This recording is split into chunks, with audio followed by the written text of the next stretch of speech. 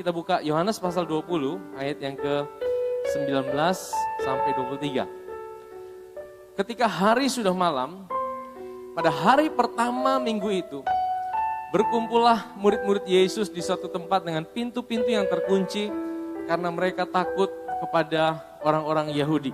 Ketika hari sudah malam pada hari pertama minggu itu. Hari pertama itu hari apa, saudara?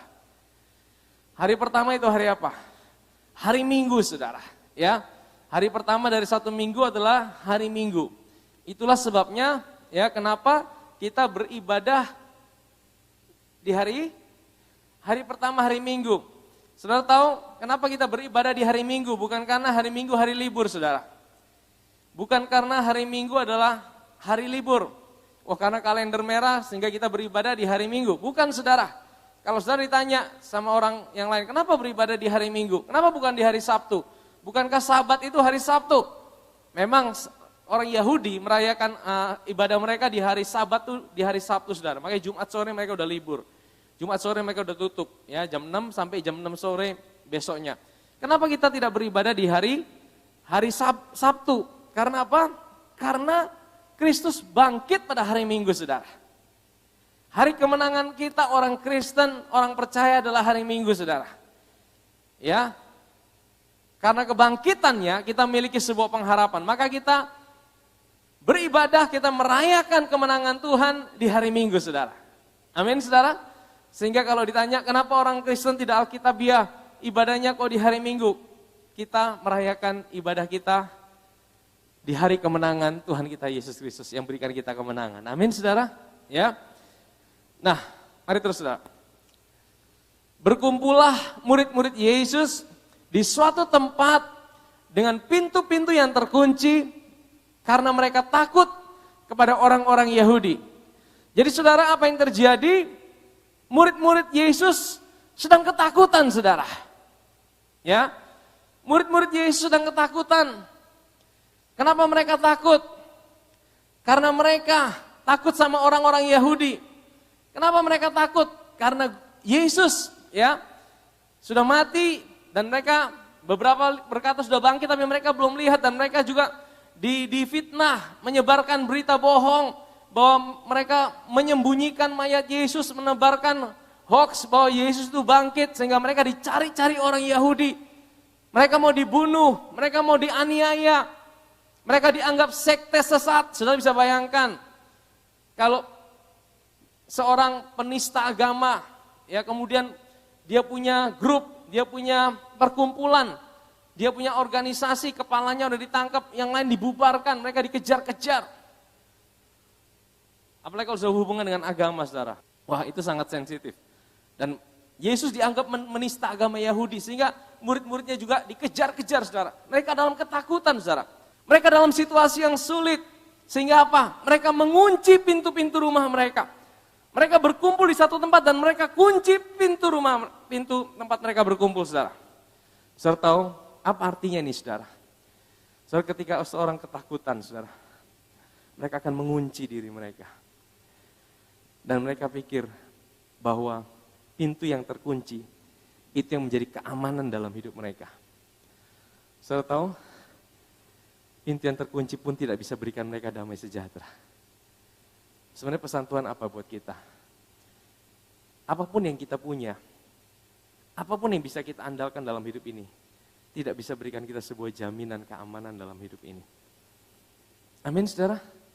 Pintu mereka kunci, tapi itu pun buat mereka jadi takut, saudara. Mereka ada dalam sebuah ketakutan. Mereka dalam sebuah kegentaran, saudara. Saya tidak tahu apa yang saudara sedang hadapi hari ini juga. Bagi murid-murid Tuhan Yesus pada waktu itu ketakutan mereka terhadap orang Yahudi. Mereka dikejar-kejar, mereka dianiaya. Apa yang menjadi ketakutan dalam hidup saudara hari ini? Mungkin saudara sedang mengalami situasi yang sulit hari-hari ini. Mungkin kau sedang mengalami badai yang besar dalam hidup saudara hari-hari ini. Ya, badai apa yang sedang saudara hadapi?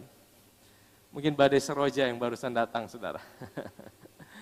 Ya, ada yang bilang bahwa badai Seroja ini dari Tuhan. Saya tidak percaya bahwa badai Seroja ini dari Tuhan. Karena Tuhan tidak pernah kasih bencana alam. Ya. Sejak zaman Nuh Tuhan sudah janji dia tidak akan kasih air bah lagi. Dan dia kasih busur itu di langit. Namanya apa? Pelangi. Pelangi itu adalah janji Tuhan. Bahwa dia tidak pernah akan menghukum dunia lagi dengan air bah. Pelangi itu sampai sekarang masih ada di tahta Tuhan di sorga. Ya, pelangi itu kalau saudara baca di kitab Wahyu. Dan yang membuat hari ini kita percaya bahwa Tuhan tidak mungkin menghukum dunia lagi dengan bencana alam, gunung meletus, tsunami, air bah. Karena apa saudara?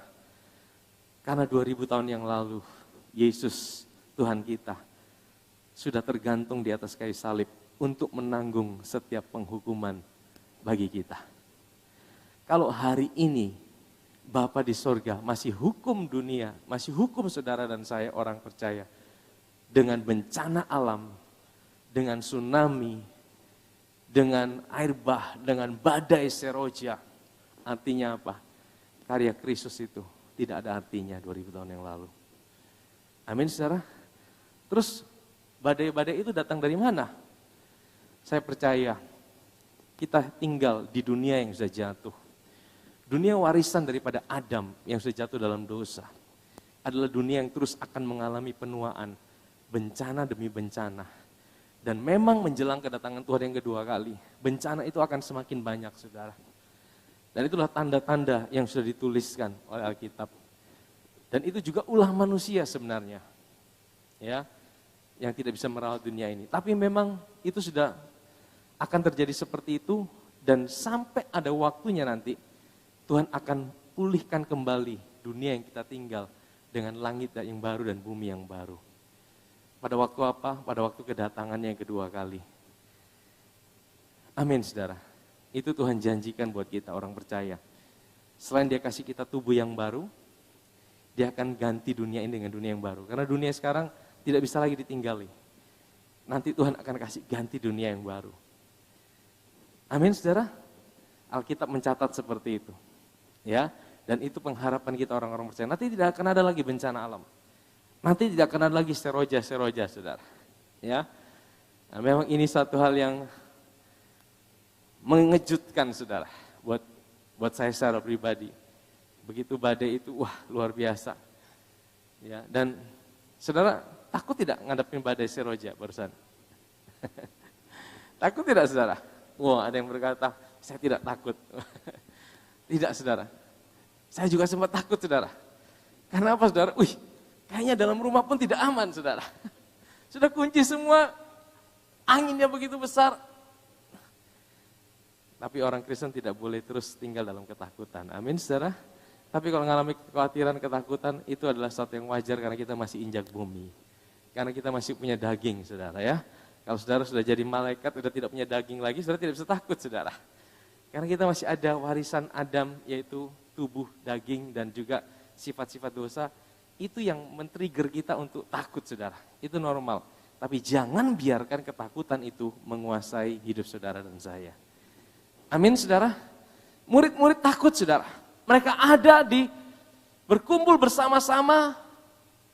Dan ancaman yang mereka hadapi mungkin bukan badai seroja, tapi mereka mengalami intimidasi, ketakutan. Ya, dari orang-orang Yahudi, mereka ketakutan. Sehingga apa? Mereka mengunci diri mereka. Mereka mengunci diri mereka. Tapi firman Tuhan bilang apa saudara? Next.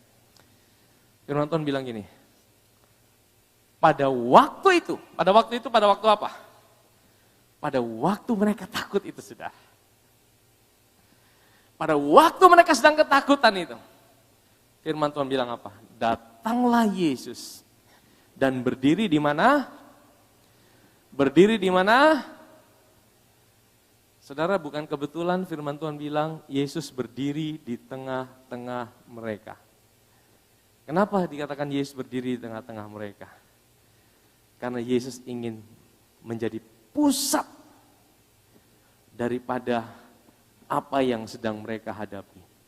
Yesus hadir di pusat daripada badai ketakutan yang sedang mereka jalani. Karena apa saudara?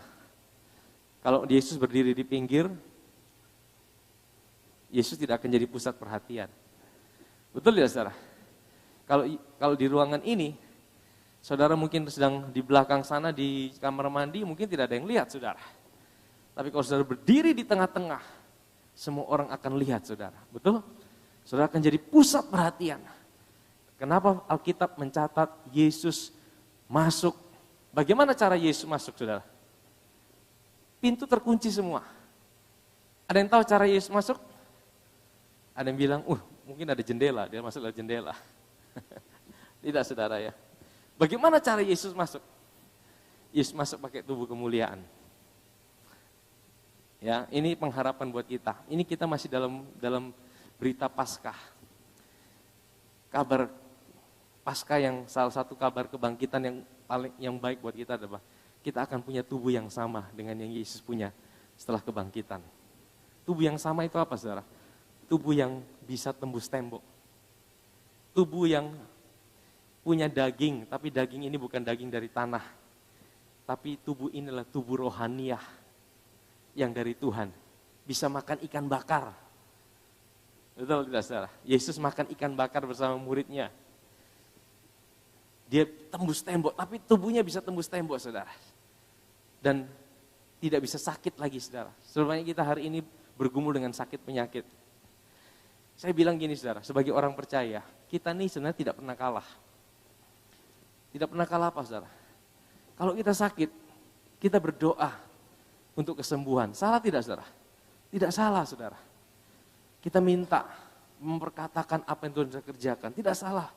Tapi kalaupun ada yang sakit kemudian tidak sembuh dan meninggal, itu pun juga kemenangan saudara. Karena apa? Karena itu janji Tuhan. Orang yang meninggal dalam Kristus langsung berjumpa dengan Tuhan. Amin saudara. Jadi tidak ada yang kalah saudara. Amin saudara. Ya, anak-anak Tuhan itu sebenarnya kalah menang tetap menang saudara. Karena garis akhirnya Tuhan bisa tentukan, Tuhan bisa bayar buat kita. Amin saudara. Cuma dalam hidup ini kita terus bergumul, kita terus berjuang, kita terus berjalan bersama dengan Tuhan. Ya, nah saudara tahu tadi sampai mana ya? Bagaimana Tuhan masuk? Dia tidak pakai jendela, betul? Kan tidak ada jendela pada itu, dikunci rapat-rapat. Jadi pakai tubuh kemuliaan. Dan dia berdiri di tengah-tengah. Artinya dia ada di pusat daripada ketakutan. Dia ada di pusat daripada badai yang sedang dihadapi oleh murid-muridnya. Untuk apa? Untuk memberikan kepastian yang pertama, bahwa Tuhan ada di tengah-tengah mereka. Sekalipun mereka tidak menyadarinya. Amin saudara? Karena seringkali waktu kita ngalamin badai, saya tidak tahu badai apa yang sedang saudara hadapi. Mungkin bukan badai seroja yang menakutkan saudara. Tapi ada badai-badai yang lain yang menakutkan hidup saudara. Yang menakutkan, yang membuat engkau tidak bisa tidur di malam hari. Yang membuat engkau tidak bisa memiliki damai sejahtera. Yang membuat engkau tidak bisa ngalamin sukacita dalam hidup ini. Ada badai yang lain mungkin. Dalam rumah tanggamu, dalam pekerjaanmu. Engkau khawatir akan masa depanmu. Engkau mungkin belum punya jodoh. Engkau khawatir, engkau takut. Dan itu membuat engkau menjadi gelisah. Itu menjadi ketakutanmu. Saya mau bilang gini, Tuhan Yesus berkata, Dia hadir di tengah-tengah ketakutan mereka. Amin saudara. Ada badai yang dialami itu karena kesalahan daripada kita sendiri. Karena kebodohan-kebodohan yang kita lakukan dalam hidup ini. Contohnya apa saudara? Pernah satu kali Tuhan suruh murid-muridnya, pergilah bertolak ke seberang. Saya doa dulu di atas gunung. Murid-muridnya pergi tapi melenceng ke jalan yang lain. Waktu mereka melenceng, mereka mengalami badai, saudara. Ya. Nah ini yang disebut badai yang disebabkan oleh karena ketidaktaatan kita, konsekuensi yang kita alami. Tapi tahukah saudara, sekalipun badai itu karena kelalaian kita sendiri, Tuhan itu adalah Tuhan yang selalu memperhatikan dan melihat anak-anaknya di tengah-tengah badai itu, saudara. Kalau saudara tahu kisah itu, Yesus ada di atas gunung, saya sudah pernah share juga. Ya, dan Yesus di atas gunung, dia lihat anak-anaknya, murid-muridnya yang sedang ada di tengah badai, saudara.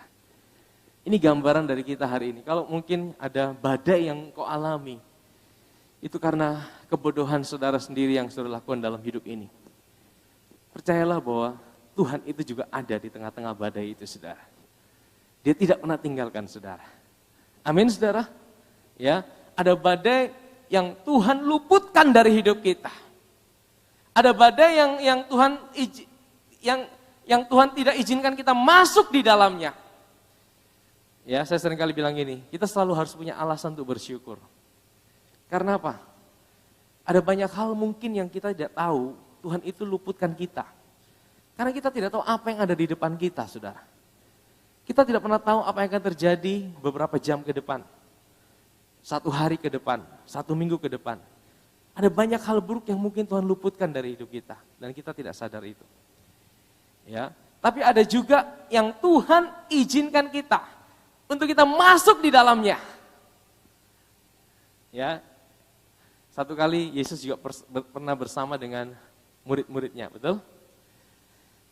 Yesus pernah bersama dengan murid-muridnya dan dia bilang apa sama murid-muridnya? Ayo kita bertolak ke seberang.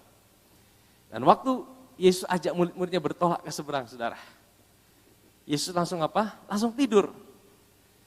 Dan firman Tuhan berkata, murid-muridnya yang kendalikan itu kapal, dan ketika mereka ada di tengah danau, mereka mengalami badai yang besar. Tapi Yesus sedang tertidur, saudara. Saudara, ini seperti Yesus sengaja jebak mereka. Kalau menurut saudara, Yesus tahu tidak akan ada badai? Yesus tahu tidak akan ada badai ketika mereka naik kapal itu. Kalau ada badai, kenapa Yesus ajak mereka naik kapal? Seperti Yesus sengaja jebak mereka, saudara. Tidak, saudara. Yesus bilang gini sebenarnya, kalau aku suruh kamu naik kapal, sekalipun ada badai apapun juga, engkau pasti sampai di seberang, karena aku yang bilang. Amin, saudara. Ya, sebenarnya badai itu tidak pernah bisa membunuh kita, saudara.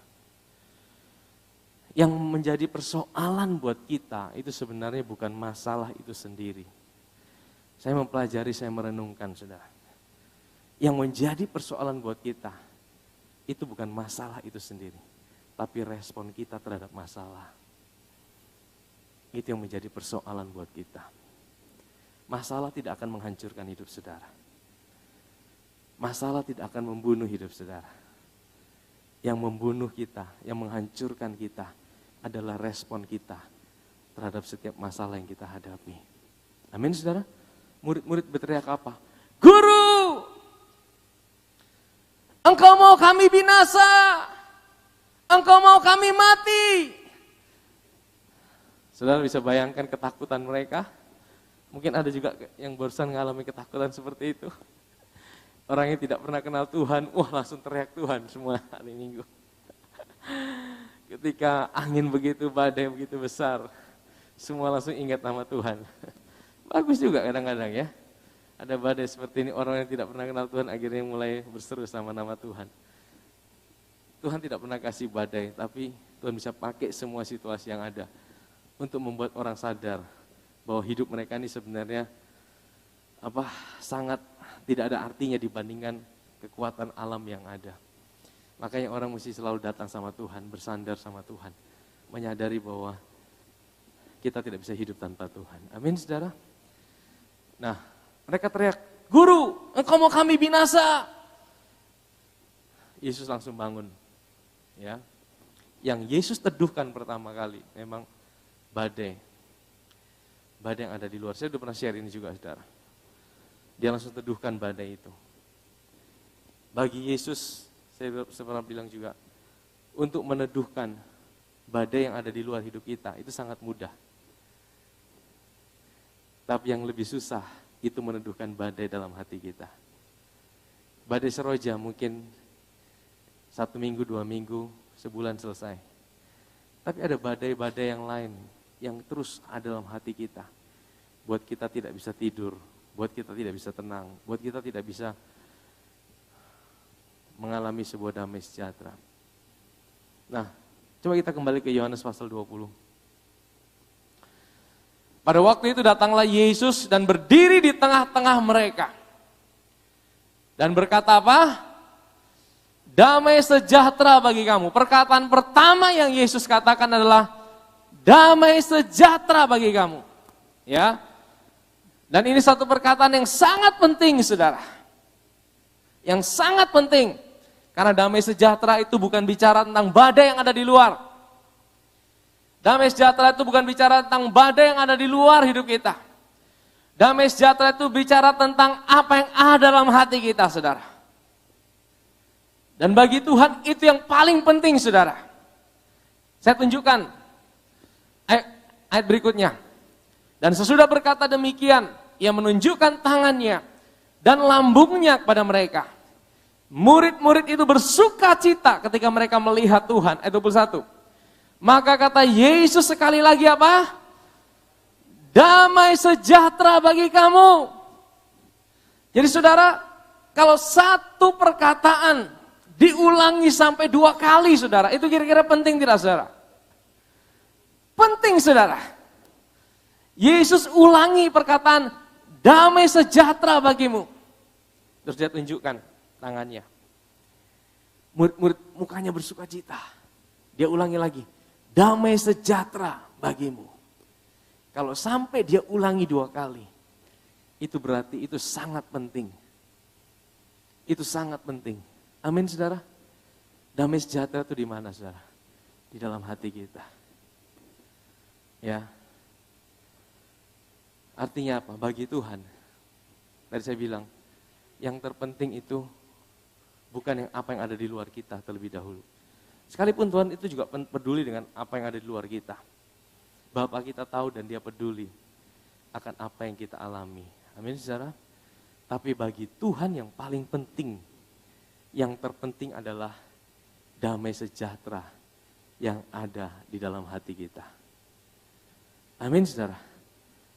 Makanya Amsal 4 ayat 23, dia tidak berkata begini, jagalah hartamu dengan segala kewaspadaan. Coba tampilkan Amsal 4:23. Dia tidak berkata, jagalah rumahmu dengan segala kewaspadaan.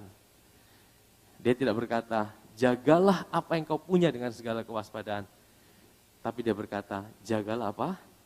Hatimu dengan segala kewaspadaan. Karena dari situlah apa?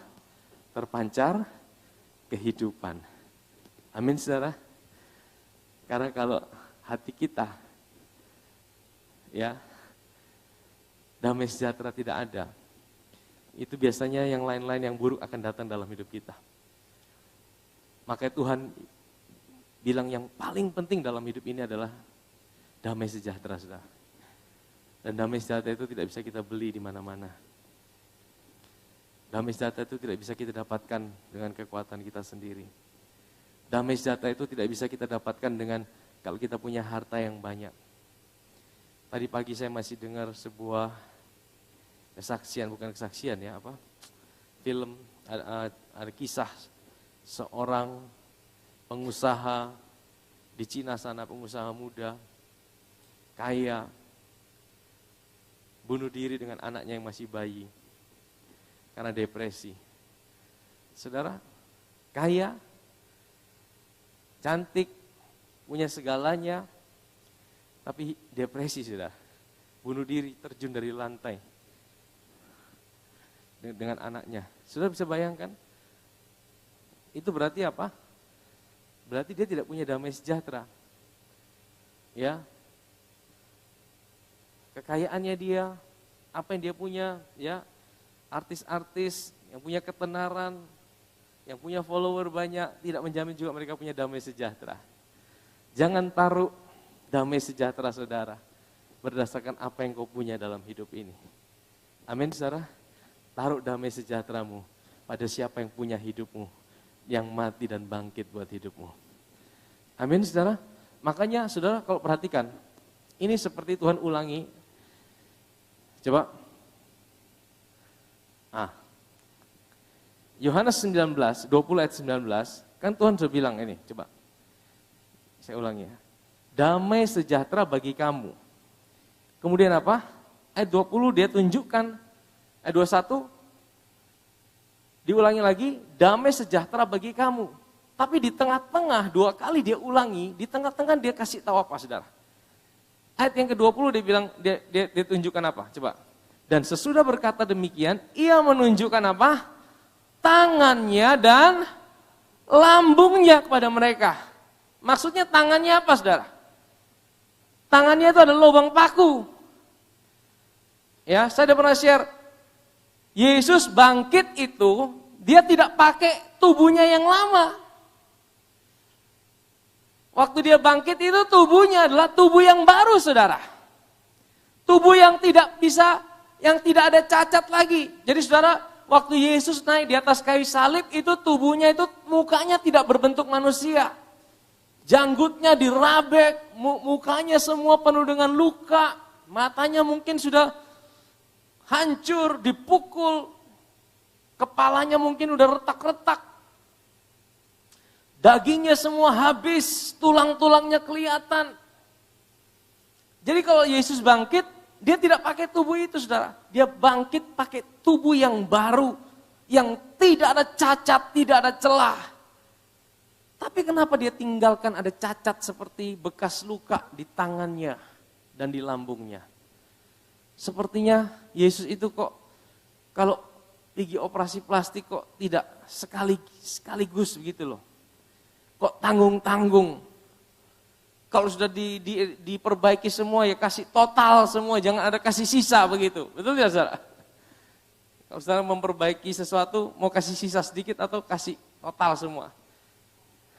Kalau mobil habis tabrakan, bawa ke bengkel, ada yang mobilnya kena.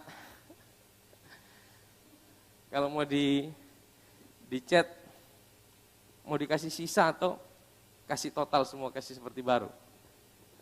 Pasti kasih baru semua, betul ya? Ada yang mau kasih sisa sedikit, ada bekas goresan, ini tanda mata. Wah. Kan tidak mau seperti itu saudara, betul? Kalau kita perbaiki total, betul tidak salah? Kalau ada yang operasi kalau bisa hilang bekas jahitan, kasih hilang. Atau ada mau kasih panjang lagi, ini biar tanda mata. Tapi kenapa Yesus itu dia kasih tanda mata? Bahkan di kitab Wahyu dikatakan bekas luka itu tetap ada sampai selama-lamanya. Kenapa saudara? Itu cuma bekas, itu tanda. Dan tanda itu buat ditunjukkan sama saudara. Bahwa apa? Bahwa apa yang saudara butuhkan untuk damai sejahtera, itu sudah dia selesaikan buat kita di atas kayu salib. Apa yang kau butuhkan untuk kau bisa hidup dalam damai sejahtera, itu Yesus sudah bayar buat kita di atas kayu salib 2000 tahun yang lalu. Amin saudara? Amin? Mana ayatnya? Coba kita lihat Roma pasal 5 ayat yang pertama.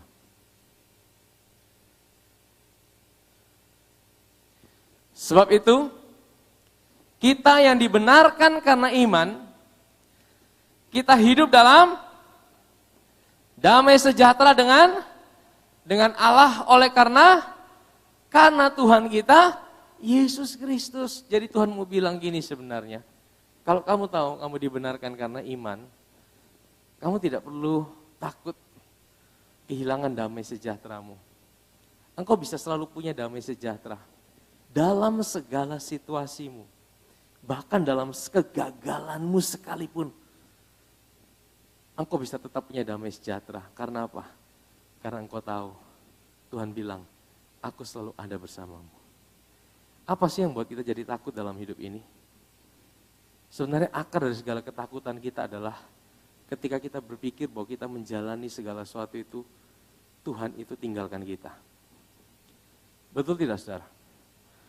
Kalau saudara berpikir bahwa waktu engkau menjalani masalahmu, tantanganmu, dan engkau berpikir Tuhan itu tinggalkan hidup saudara, saya percaya pasti saudara tidak punya damai sejahtera. Karena apa? Kalau Tuhan setinggalkan saya, apa yang bisa saya buat? Mana saya bisa lawan Tuhan? Dan itu buat kita jadi takut saudara. Tapi Tuhan bilang, aku udah bayar itu di atas kayu salib. Aku udah tunjukkan ini buktinya. Aku udah bayar, aku udah berikan segala yang terbaik. Dan ini jaminan yang aku berikan buat hidupmu.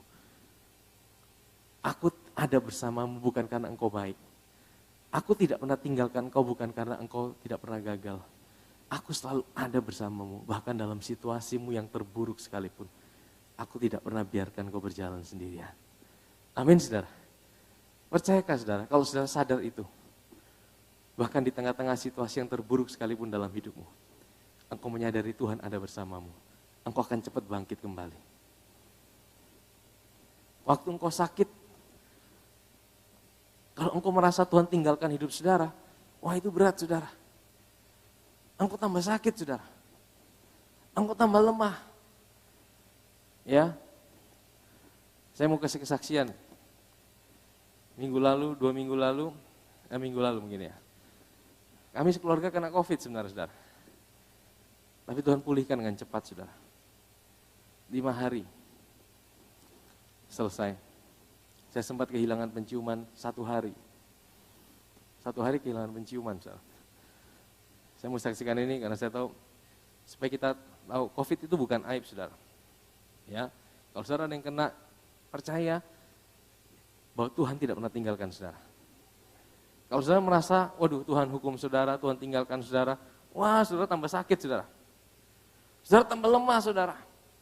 Tapi kalau saudara kena, apapun juga, ini saya kasih contoh mungkin sakit ya. Tapi kalau saudara merasa, nah damai sejahtera itu dari mana? Dari kesadaran akan Tuhan itu selalu ada buat hidupmu. Bahkan di dalam situasi yang sulit sekalipun, situasi yang kau tidak bisa mengerti dengan cara berpikirmu, Tuhan itu selalu ada. Itu membangkitkan iman saudara. Amin. Dan iman itulah yang membuka jalan untuk hal-hal yang kau tidak tahu apa yang ada di depan. Amin saudara. Ya. Next, kita kembali. Roma 5, belum selesai.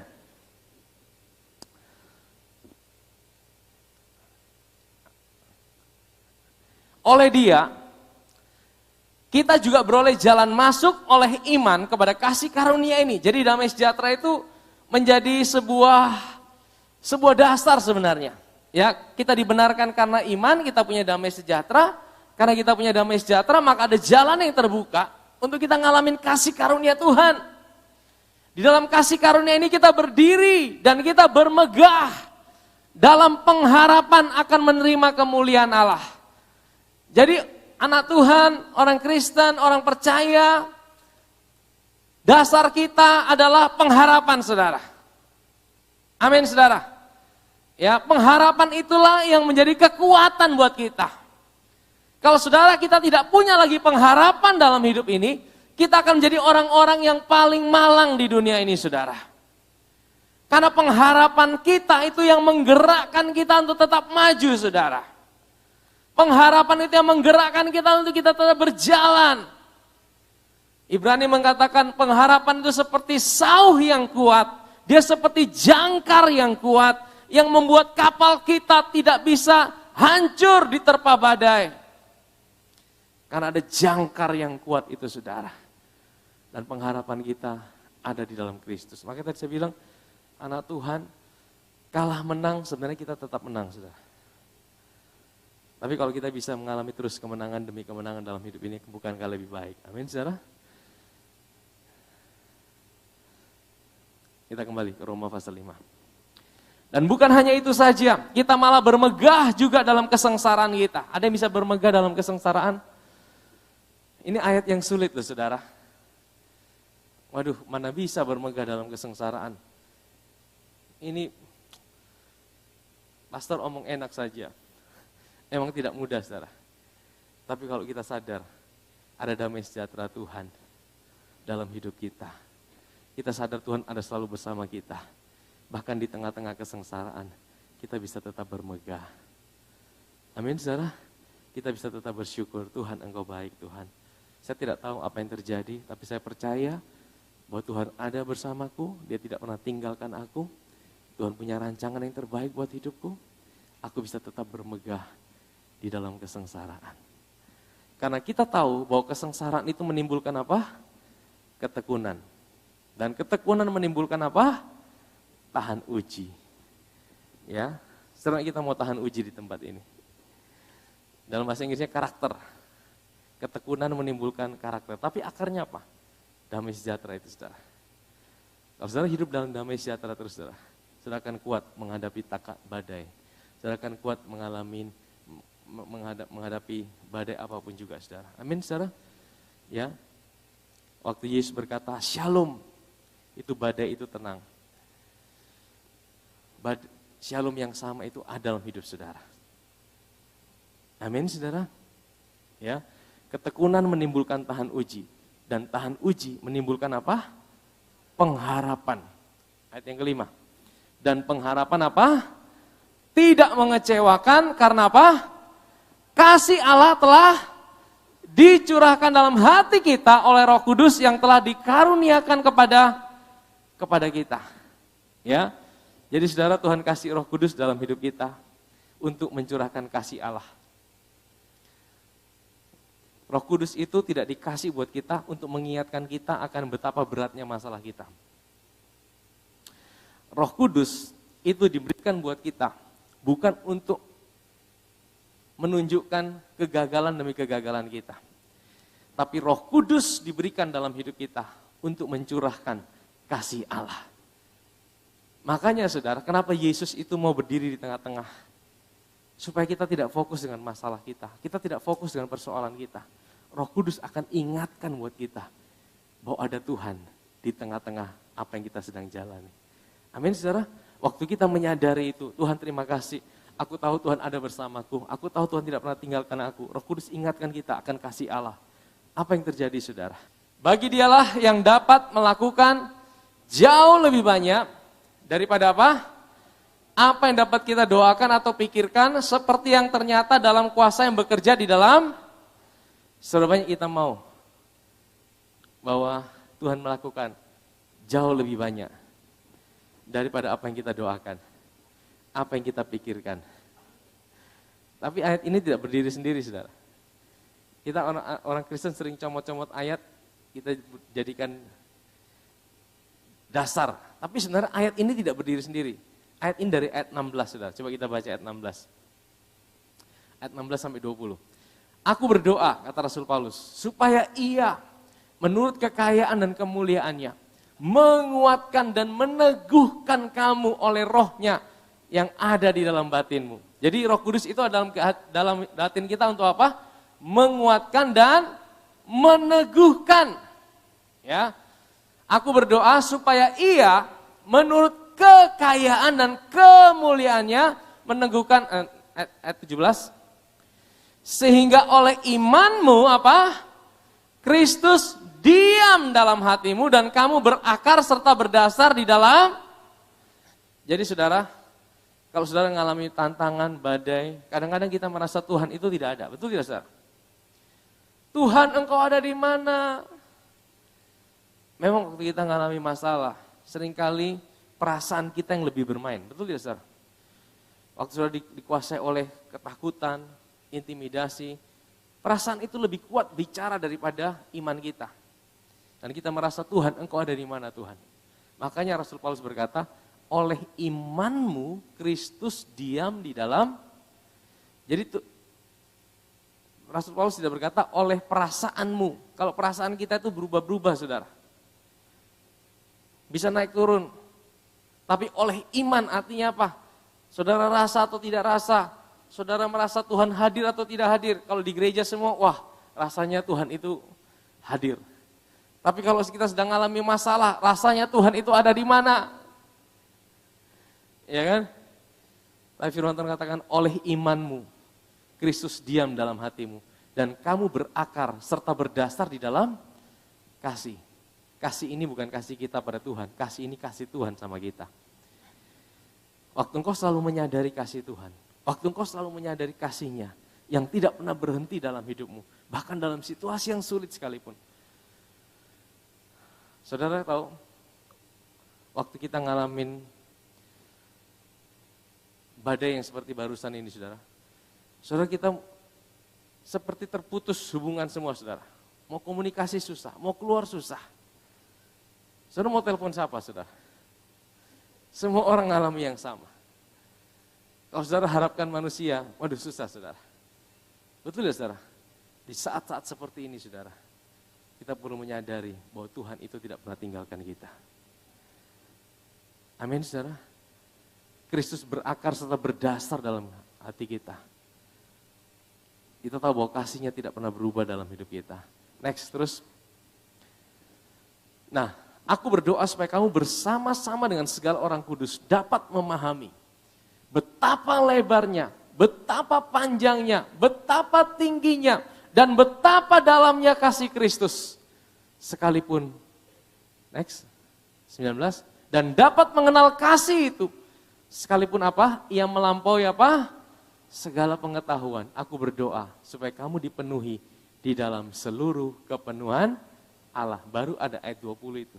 Bagi dialah yang dapat melakukan jauh lebih besar daripada apa? Yang kita doakan atau kita pikirkan. Ayat ini tidak berdiri sendiri. Ayat ini ada karena ada ayat sebelumnya.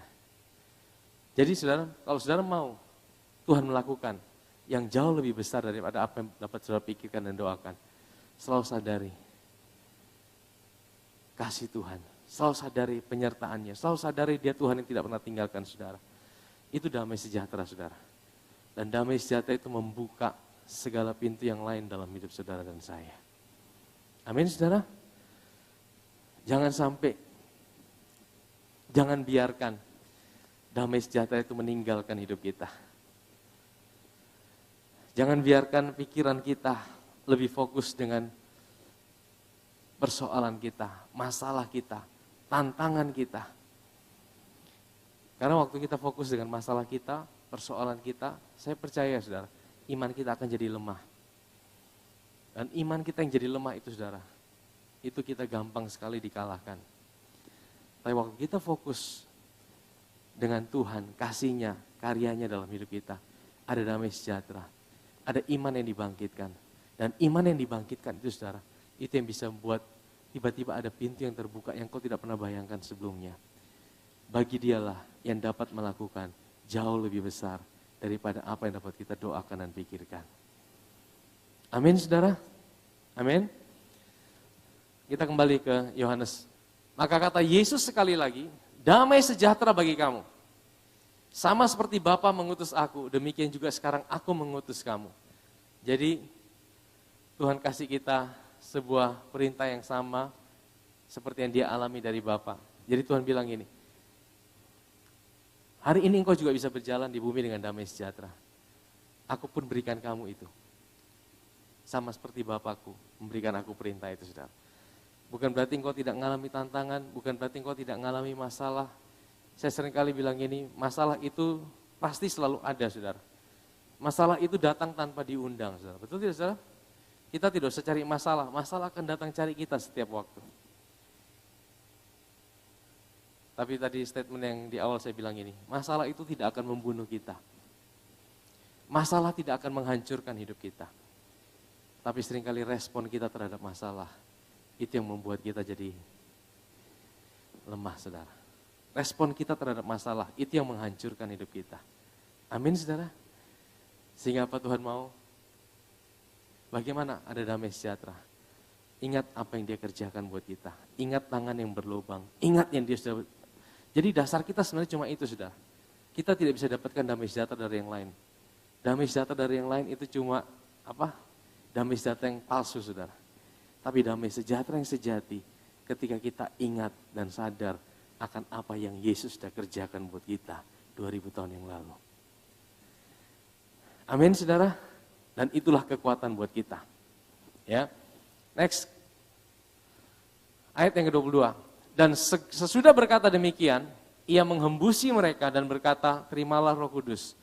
Jadi ini adalah pertama kali murid-muridnya mengalami sebuah kelahiran baru. Mereka dilahirkan kembali. Ya.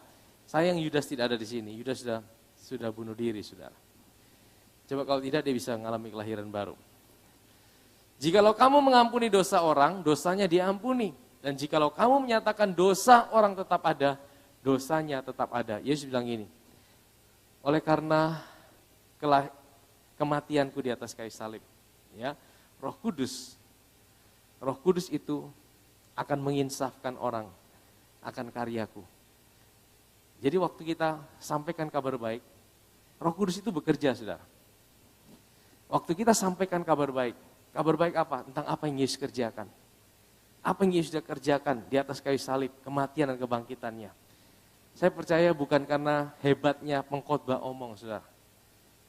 Mau sehebat-hebatnya fasilidanya pengkhotbah, kalau Roh Kudus tidak bekerja menjamah hati orang yang mendengarkannya, tidak ada gunanya, saudara. Tapi kalau khotbahnya sekalipun khotbah yang sederhana, tapi kalau Roh Kudus itu bekerja, dia menginsafkan hati seseorang. Orang itu bisa merasa, ya Tuhan, aku mau percaya, aku mau terima. Dan saat itu saudara, Roh Kudus akan ingatkan untuk mempercayai karya Kristus dan dosanya diampuni. Dosanya dihapuskan satu kali untuk selama-lamanya. Tapi kalau ada orang yang mengeraskan hatinya ketika dia dengar kabar baik, tidak ada siapapun yang bisa tolong dia, saudara. Amin, saudara. Amin. Makanya saya percaya hari-hari ini juga, saudara, Roh Kudus terus bekerja. Roh Kudus terus bekerja bahkan di tengah segala situasi yang ada. Dia pakai semua situasi yang ada untuk supaya semua orang menyadari bahwa mereka perlu Tuhan dalam hidup mereka. Mereka tidak bisa hidup sendirian. Mereka tidak bisa andalkan kekuatannya sendiri. Mereka perlu juru selamat dalam kehidupan mereka. Amin, saudara.